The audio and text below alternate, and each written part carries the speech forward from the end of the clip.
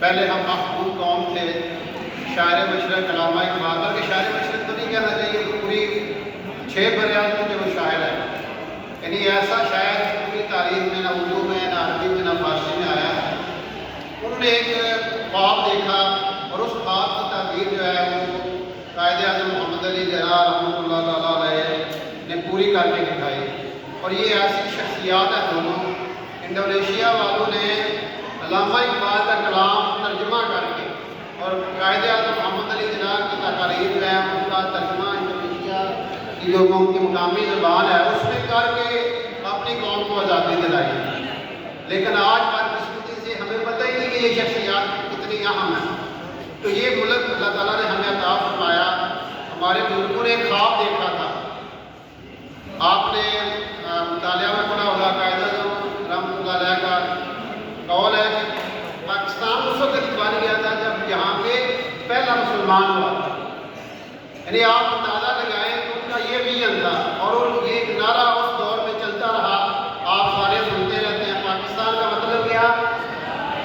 لا الہ الا اللہ۔ پاکستان کا مطلب کیا؟ لا الہ الا اللہ۔ یعنی وہ چاہتے تھے کہ ہم ایسا یہاں پہ نظام بنائیں جہاں پہ عدل ہو، جہاں پہ انصاف ہو، جہاں پہ لوگوں کی عزتیں محفوظ ہوں، جہاں پہ غریب کی مدد کی جا سکے، مظلوم کو ظالم کے پنجے سے چھڑایا جا سکے۔ لیکن آج بدقسمتی سے آج وہ خواب کی تعبیر بڑی بھیانک شکل اختیار کر رہی ہے۔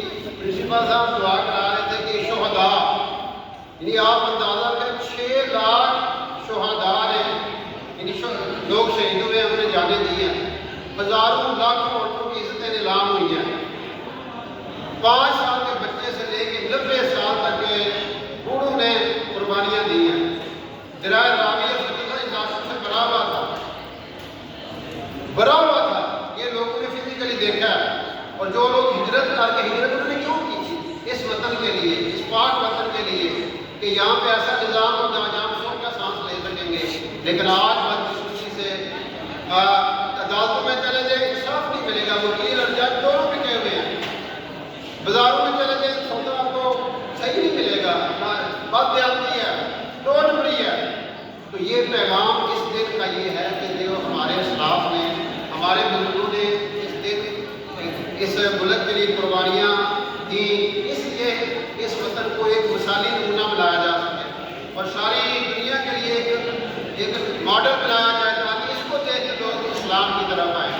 لیکن آج ہم کیا ماڈل کسی کو پیش کر سکتے ہیں؟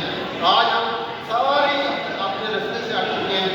یہ 14 اگست کا پیغام ہے ہم سب کے لیے کہ ہمارے اسلاف نے جو میسج ہمیں دیا تھا، پاکستان کا مطلب کیا؟ لا الہ الا اللہ، ہم اس کے مطابق زندگی گزارے ہیں۔ اور وہ صدا سارے چمن میں اٹھے، وہ سحر میرے گھر سے دعا ہوگا تو مجھے اس کی خبر ہوئی۔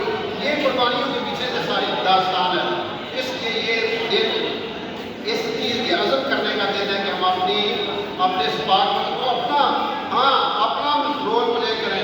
ہم کسی کو کوشش نہیں کر سکتے، اپنے آپ کو صحیح کر لیں۔ اگر دکاندار ہے بادیاتی نہ کریں، اگر ملازم ہے تو اپنا کام صحیح سر انجام دیں، تو انشاءاللہ اسی کی برکت سے یہ ملک آگے بڑھے گا۔